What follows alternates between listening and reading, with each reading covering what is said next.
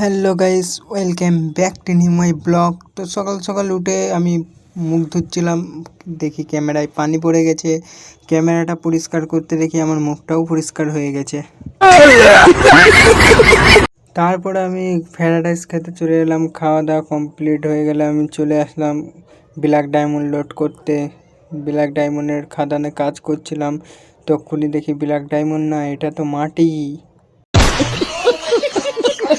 এতটা গর্ত করার পরেও এখনো ব্ল্যাক ডায়মন্ডের কোনো সন্ধান পাইনি, তাই গরমে আমার হালত খারাপ হয়ে গেছিলো। দোকান দিয়ে একটা ঠান্ডা নিয়ে চলে এসেছিলাম, মাথা গরম হয়ে গেছিলো তাই পেট ঠান্ডা করে নিলাম।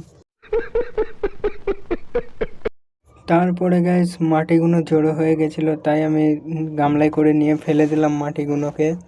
মাটি তুলতে তুলতেই আমাদের টিফিন টাইম হয়ে যায়, তাই টিফিন করে নিলাম।